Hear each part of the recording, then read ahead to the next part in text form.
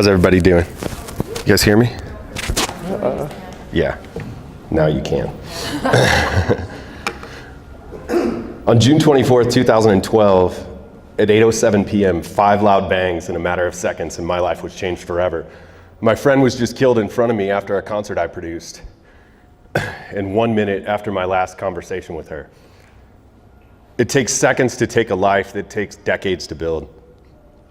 In a matter of minutes, we knew who the gunman was. He was in custody. We knew it was not an intentional murder, and worst of all, we knew that she was dead, leaving behind a 14-year-old daughter. Growing up, I can recall periodically watching press conferences on television. After all, back then we only had 5 stations on TV, and at 5 p.m. they all kind of morphed into one continuous news channel. What I remember, though, is how little the public was told when there was something like a murder that had happened. It was always the same script. It was 1, something bad happened. 2, we don't really know any details. 3, any questions. 4, back to the studio. Before that precise moment in time, my experience in public speaking was limited to introducing bands and asking money from thousands of people. I didn't really know them, but the script was always in my head. It was the same thing every week. Put your money in the buckets, help support this community event, understand what it's about. Right then, after the shooting happened, it took me a minute to kind of pull myself together and realize that right now, at this moment in time, I have to go talk to these news people, to these cameras that are there, and look into them and talk about what had just happened. So the script was the same as it was when I was a kid that I saw in news. It was something bad happened, we don't know much about it, any questions, no comment, back to the studio. These are the things where transparency is maybe a good thing when we're not transparent, because at that moment in time, had we been transparent, the process of prosecuting this individual would not have gone through. So at this moment in time where my friend is laying dead on the ground, and I have to talk to the news channels and figure out what I can say to the public, the same public that I had worked from 2006 till that point in time to bring out for a community celebration each week, each Sunday. You know, in 2006, when I took over City Park Jazz, we had about 500 to 600 people a week who came to the concerts, and by 2012, by that night, there were 12,000 people there. I've always been a really honest and open person. And that was very difficult, to have to go back to this community that we work to build and tell them nothing. You know, if you ask my wife or my friends or my coworkers or my enemies, I talk a lot. I probably don't ever shut up. I know that Lisa's laughing back there from Arts and Vineyards because she knows this is true. And I'm an extremely transparent person. But there are instances in our lives where transparency is not necessarily a good thing. It can slow processes down. It can make it so that the end result, we can't get there. So we couldn't prosecute this individual who had just killed this woman. One of the most important things that was going through my head over those next few days was realizing that this thing we were doing, it had much more meaning to the community than I had ever realized before. To me, it was just a concert, but to the community, it was church. You know, at some point in time, we all got away from churches and kind of roamed aimlessly throughout our cities trying to find some sense of community. In City Park Jazz, we created that sense of community right there. You know, there was a big internal struggle that I had fighting to try to figure out how we were going to keep people coming out to these events so people could have their weekly church, so they could have a celebration of community where you could sit over on the south side of City Park and your kid could run 200 yards up to the pavilion stage and dance, and you didn't have to worry about it. This is something that City Park Jazz as an event was built off of. It started in 1985 when in City Park it was almost impossible to bring your family there. Think of Civic Center Park and how its transition has gone over the last 6 years with homelessness and drug abuse. City Park was much like that, and the neighborhoods that surrounded it, they got together to work to figure out how do we fix this, and building City Park Jazz was part of that. And I felt that I had a responsibility back to the community to make sure that this event carried on, to make sure that people could still come out and feel safe in their own community and in their parks. I thought that it was done. I thought at that very moment when I heard those 5 shots and I watched my friend lying on the ground dead, that this concert series was over. And all I could think about is, what am I gonna do next? Or what are these people gonna do week to week? But we worked very hard and very diligently to be transparent with the process of what had happened. And that next week we had 8,000 people come out to celebrate Officer Selena Hollis's life. In a matter of 3 weeks, I went from just a guy who was part of a group of people putting on a concert series to somebody who had been offered an opportunity of a lifetime. 2 weeks after the killing of Selena Hollis, I walked into a room in Bar Chadwick's house, and they asked a question, and I raised my hand, and I'm here today to talk to you about Levitt Pavilion, Denver. But before I get there, I do want to thank Selena Hollis for helping me get here, because there are moments in our lives, all of our lives, where one instance, 2 seconds, 3 seconds changes everything that we do, everything that we are as human beings. And that moment right there changed who I was. It changed my face, and it changed the direction of my life. Levitt Pavilion, Denver. I don't have a ton of slides today, so take them in. You got time to look at them. I'm not really a slide guy. My name is Chris Zacher. I'm the executive director of Levitt Pavilion, Denver, and I am a transplant, much like most of you, probably. I moved here in 2006.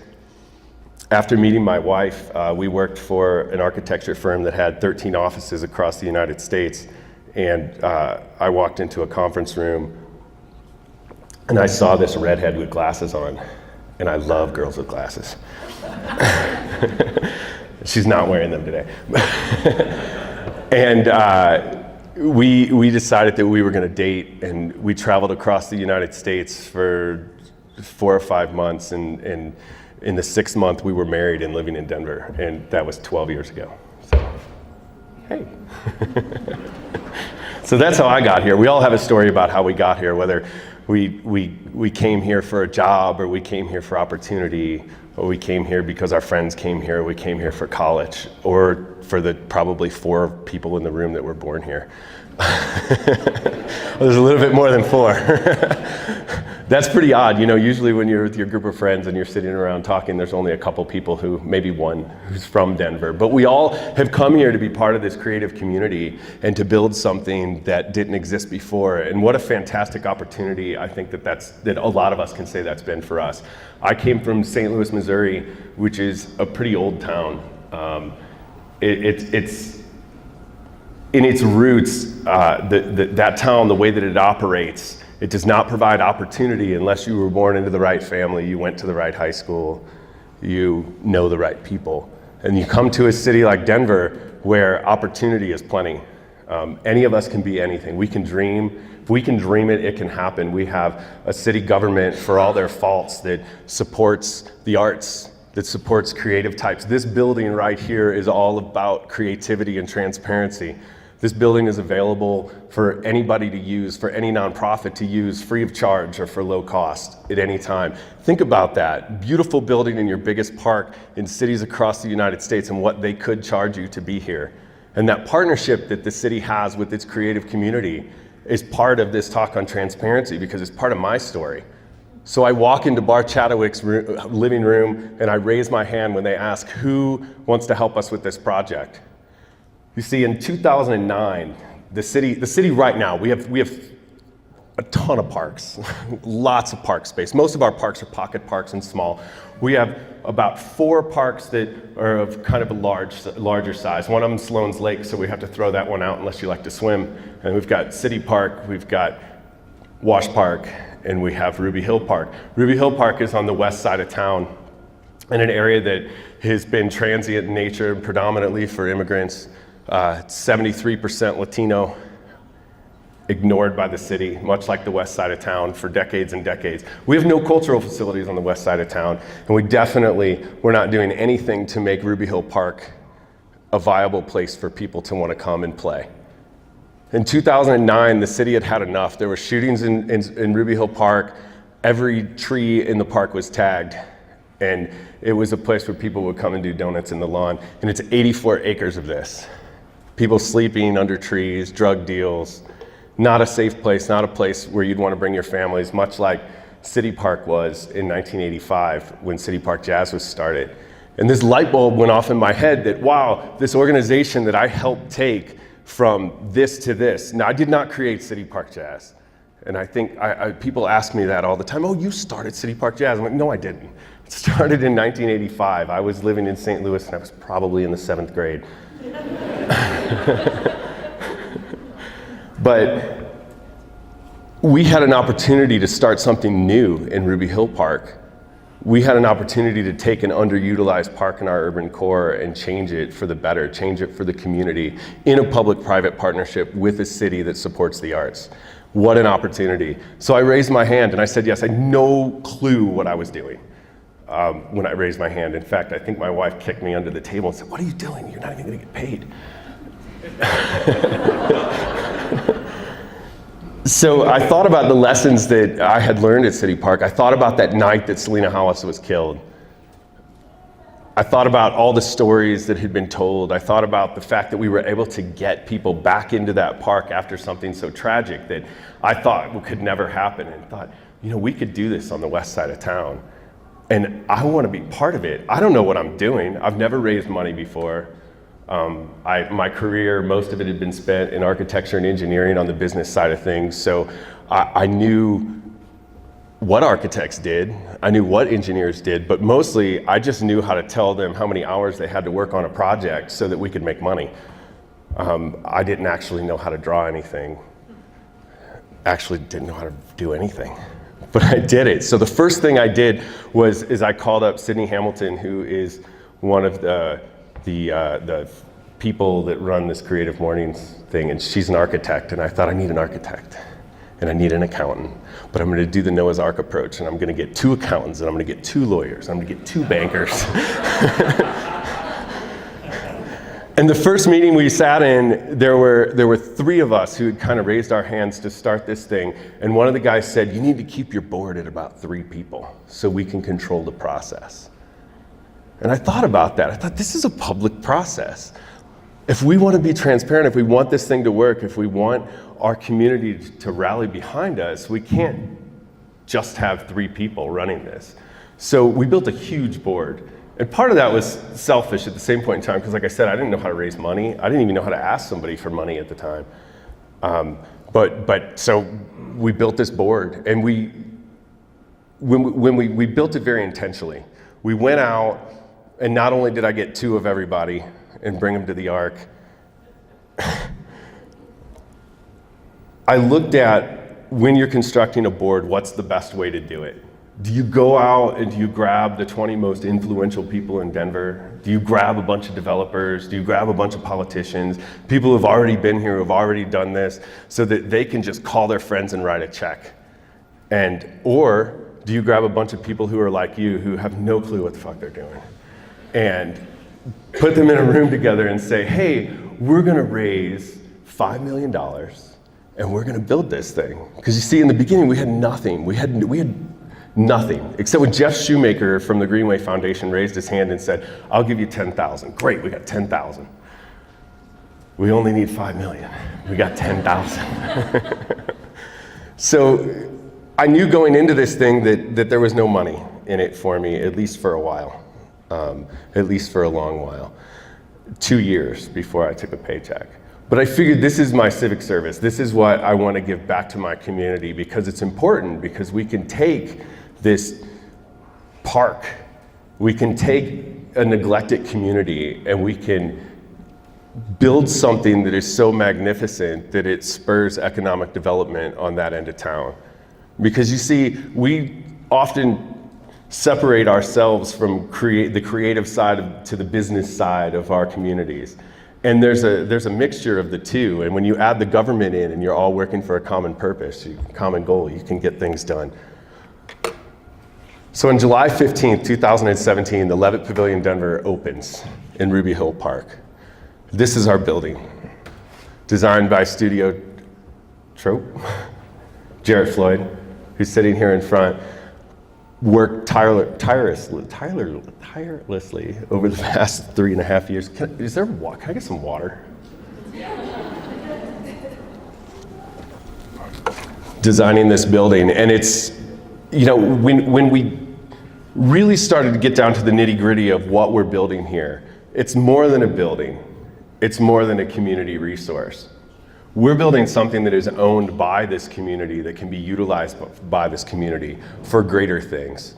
We're partnered with the Levitt Foundation, and we will be the 7th Levitt Pavilion open across the United States. Levitt Pavilion exists to increase access to the arts in communities. We are transparent in what we do. There is no hidden agenda. We exist to give you free music. Now, the pieces around that free music, it's a little more complicated. It's really easy to say that you're giving something to somebody for free. It's a lot harder to figure out how you're going to pay for it, because free is a very, very relative word. So partnering with an organization like the Levitt Foundation gives us a little bit of seed money. When we first started down this road, the Greenway Foundation gave us $10,000 and they gave us $400,000. So we had $410,000 out of $5 million now. And we went to the city because this unique little thing happened. There was a bond initiative, the Better Denver Bond Program. I don't know how many of you are familiar with that. It came out in 2009. There was about $65 million that was earmarked for the symphony, but it was a hard match, and the symphony did not raise enough money. So after these bonds had been released by the city, they had to take the $60 million back. And the public had voted on it and said that it had to be earmarked for cultural projects, so we applied for some of this money. So right now we've got $410,000. We've got a park and land for free, but that's all we have. And we work tirelessly. There's certain words I just can't say. Over the course of about 6 months to put together a proposal with the city to get them to give us about $2 million on top of the land. So now the city approves it, city council approves it. It's not that quick. It takes months and years. And then we go out to the public to raise the rest of the money on the project. And this was the hard thing, is that we don't exist. We're not doing anything for this community at this point in time. So why would anybody give us their money? The symphony, the ballet, the opera, all of the standards, the SOB we like to call them, they all start capital campaigns the exact same time that we do. The McNichols building had a capital campaign the same time that we did. We entered this area around 2012 where I think that we thought, oh shit, there's a ton of people moving here, and we don't have the infrastructure to take care of all of these people. We can't entertain them all. We don't have enough cultural amenities. We have to upgrade everything. So everybody rushed at the same point in time that we were coming out to raise money. So I came home one day and looked at my wife and I said, fuck, the symphony has a capital campaign going on right now. The ballet has a capital campaign going on now. How are we gonna get any money? You see, while it's really great that a lot of people have moved to Denver, the one thing that we don't have here is a strong base of philanthropic donors. And hopefully one day all of you will be strong philanthropic donors, and hopefully you're doing it now, whether it's $10, $20, $30 a month, activities that you really like to see. Because that's the one thing we don't have. We've got like 3 foundations, maybe 4 foundations that fund most of our cultural projects. Those foundations do not have an endless bucket of money. So it's not like you could go to the Gates Family Foundation and say, give me $1 million so that we can build this building and start putting on free programming, that's free for the community, and this is what you're gonna get back out of it, is you're gonna get the joy of giving your money to something that brings arts and culture to an entire community. That sounds great, but most people are like, I'll go to $1 million. So it took a long time for us to raise this money, but we got there. And on November 10th, we break ground. And on July 15th of next year, we open. So what is Levitt Pavilion Denver? What are we outside of just this beautiful building that Jerry designed?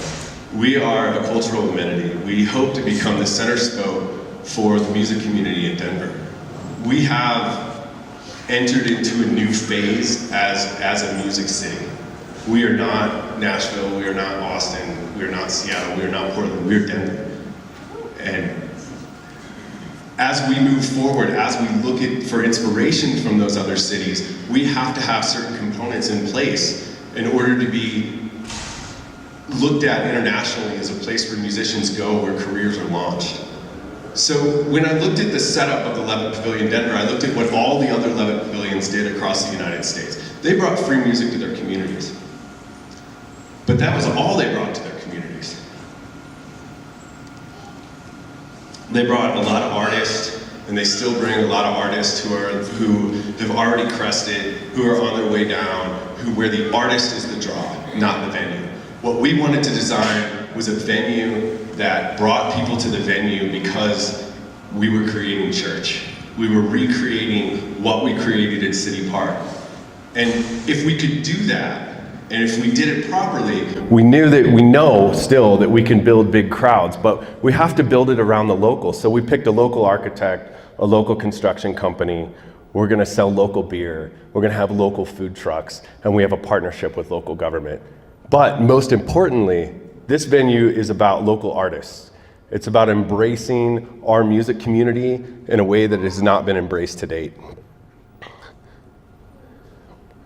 Right now, if you're an artist in Denver, you have very limited options of where you can play. Most of those venues are controlled by a corporate conglomerate that is there for the capitalistic side of music. It's not there to launch careers. It's not there to help artists push along the way. And we're losing our venues in this town, one by one by one by one, to the national side of things. Levitt Pavilion Denver is a launching pad. It is a place where local artists can come to be discovered, and where you can come to discover what you see or you can come to discover our local artist. We are dedicated to presenting free music to the public. But most importantly, we're dedicated to our local music community. We've started the Colorado Music Collective, which is a monthly networking and panel discussion platform for artists and music industry professionals. We've started the Colorado and Friends Mile High Music Showcase, which works with groups like Swallow Hill and the Bohemian Foundation and TourSync and Greater Than Collective, and taking artists out of Colorado to music conferences nationwide so that we can help showcase them to out-of-state talent buyers. Through the design of this process, in order to be as transparent as possible, back to our topic, we held forums with local artists in the music community to see what they would want in a venue. Because you see, this venue is not my venue. This venue is not the city's venue. This venue is your venue. We wanted artist input on how it was designed, from the green room to the stage to the sound to where people sat in the lawn. We also didn't want to put seats in this venue because we don't want to create social structure within it. We want you to feel like you can come and sit wherever the hell you want to sit. And if you're the person that has always been sitting in the back of a concert because you couldn't afford the ticket up front, fuck it. Right now, go sit in the front. That's what we want you to do. We want this venue to be about the community, so we involve them in the process. We did our public talks. We worked with Denver Arts and Venues to see where we fit into their realm of things. Even though Denver Arts and Venues doesn't own our venue or run our venue, they're part of our process. Because you see, they own and run all the other venues in town that are the public venues. So we have to have some kind of a relationship with them to make sure that we're all working for the greater good of our music community.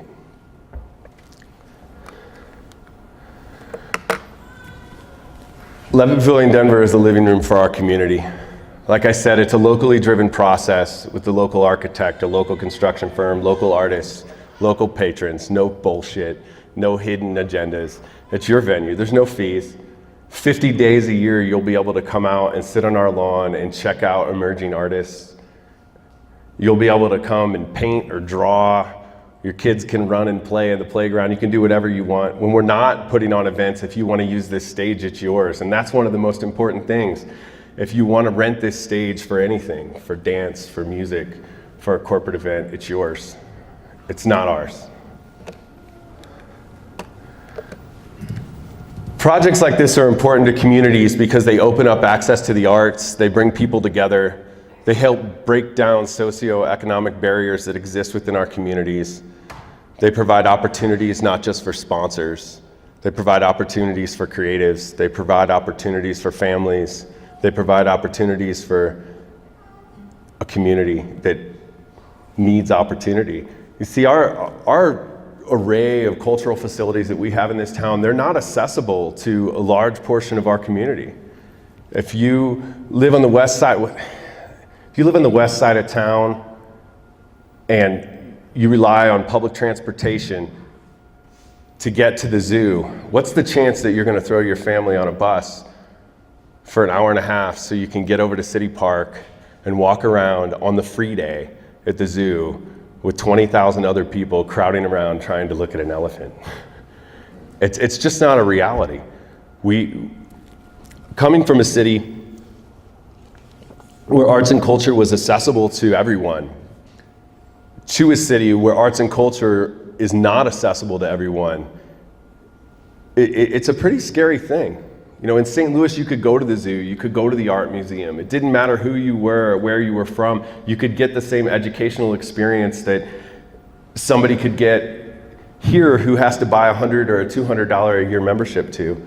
Our average rents in this town right now are hovering around, for like a 2-bedroom, I think it's like $2,300. The median income for a family of 4 in Denver is $45,000. So just do the math. If you can't afford to pay your electricity bill, if you can't afford to put food on the table, if you have to make the decision of which one are you going to do,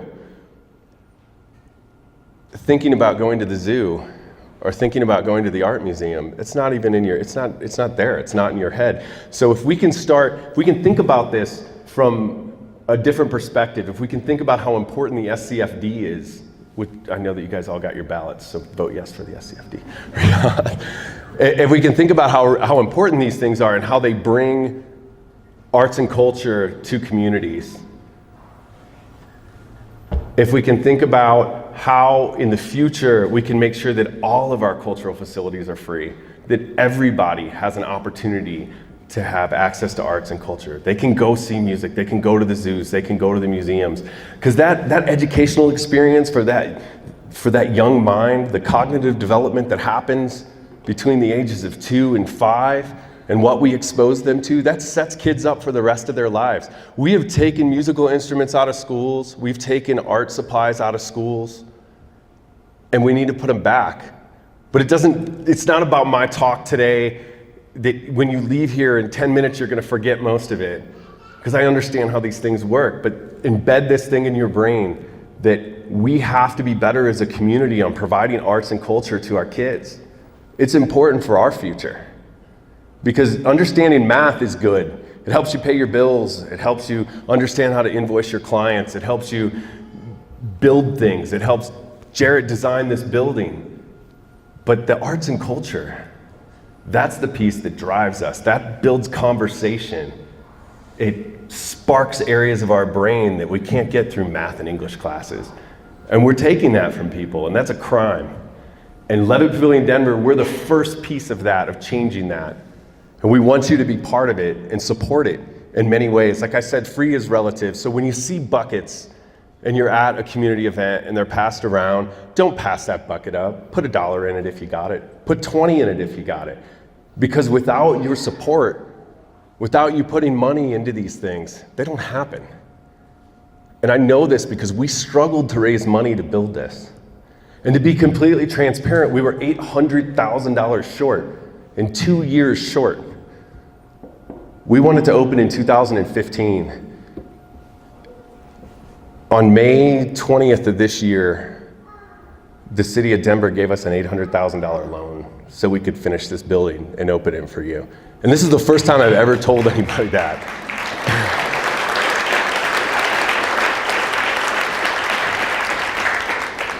And that goes back to what I said earlier about not being a philanthropic city with a big base, with people who give and understand. You know, when a guy's standing on a corner with a sign for money, he's not doing that because he has other things to do. Whether he's homeless or a drug addict or mentally ill. And when an arts and culture project is coming out into the community and asks for money, they're not doing it because they don't need the money. When we ask people for things in life, when we ask for help, it's because we need it. And the city really backed us up. And that is awesome. Because this city does a lot of things wrong, but it does a lot of things right. It does a lot of things right. You know, you think about an organization within the city like Denver Arts and Venues, they're the only revenue producing arm of the city. So everything that they do with the venues that they own, they have to make money off of because they don't have jobs and these facilities don't exist without it. But with projects like this, when the city gets behind them and they give us the land and the money, that's killer. That's killer. So, does anybody have any questions?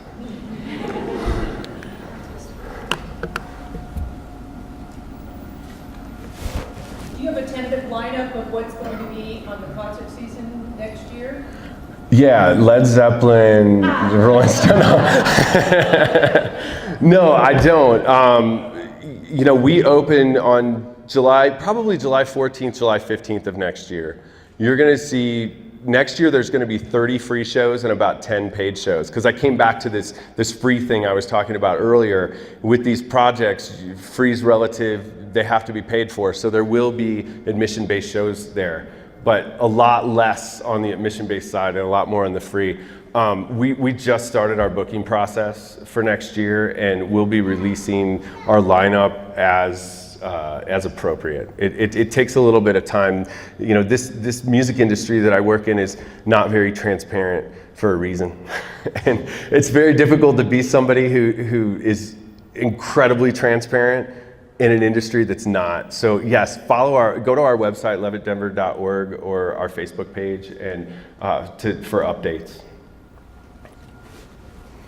Prior to living in Denver, I was living in Chicago where they have an outdoor dance floor in the summertime. It's been going on for 20 years. They have dance classes and open dancing 4 nights a week in the summertime. Will the Levitt Pavilion stage be large enough for something like that? Do you know the square footage? Or have you thought about adding a dance floor in the Greenville Park? Oh, that would be so cool. Do you have money? The stage is 35 feet deep. It is 70 feet wide at the back and 40 feet wide at the front, 42 feet wide at the front. So yeah, it's big enough to have dance there. That's not my realm of expertise. I'm a music producer, so I hope that somebody comes out and does dance there. I know that there's somebody who wants to do a film series there. So hopefully we can get multiple art forms out there. What was your process, or how did you engage the communities and neighborhoods on the west side and get buy-in from them as far as this is not just an amenity for upper class white Denver? You know, we spent a tremendous amount of time at community neighborhood group meetings. Engaging a community is very difficult, and I know that Brendan Picker's in here and Lisa G's here from Arts and Venues, and they can probably talk to this more than I can. But when you engage the community to bring them into a process, it's always the same 5 people from that community. This is the loudest 5 people, and I'd like to say that, you know, oh, we put on this great event and the whole community came out and they were all patting us on the back, but that's just not exactly how it works. You know, you go through these community groups, and if you can get the neighborhood associations behind you, they typically communicate back to their constituency. And through this entire process, we had 1 person complain, which is fantastic. I mean, this is a 7,500 seat venue. This bowl that we're in is 2.5 times the size of Red Rocks. It fits between 15 and 20,000 people. So we have to be really smart about how we shape this bowl down so that we can get to this 7,500 mark, because that's our capacity. So, you know, going into the community and talking to them, and I was really surprised that there wasn't a lot of pushback, especially with the size of this thing. But you know, we didn't have any issues. So we went into the community. We brought the artistic community into focus groups and into bigger discussions. We embedded ourselves in the local music community and tried to build a name for ourselves before we existed. And everything that we tried to do worked. If I had to do it again, it probably wouldn't all work, but it did. So I'm happy with that. Oh, one more question? You've got a ton of creative talent in this room. How can we help? Damn. This would be a big board. You know, I think we're always looking for creative help. You know, we're looking for people who understand our mission and understand what we're trying to do. You know, the last thing that I'd like to do is ask people for free work. But if you do something where you think you can help us, God, please come talk to me. Because we could use an app developer. We could use graphic designers always. My wife's a graphic designer, and I think she's a little tapped out, 4.5 years of free work. We can use help with advocacy, you know, sharing our posts, getting people excited about what we're doing. You know, these things, these moments, these things that we're doing, they're fantastic, but they only work if people show up. You know, if we go to July 14th of next year, and we've got a great band on stage, and we're all geared up, and the beer's in the tubs, and we're ready to go, and there's 2 people in the audience, then we lose. But we win when you show up. And that's really what we need more than anything else. And thank you guys so much for having me today. I really appreciate it.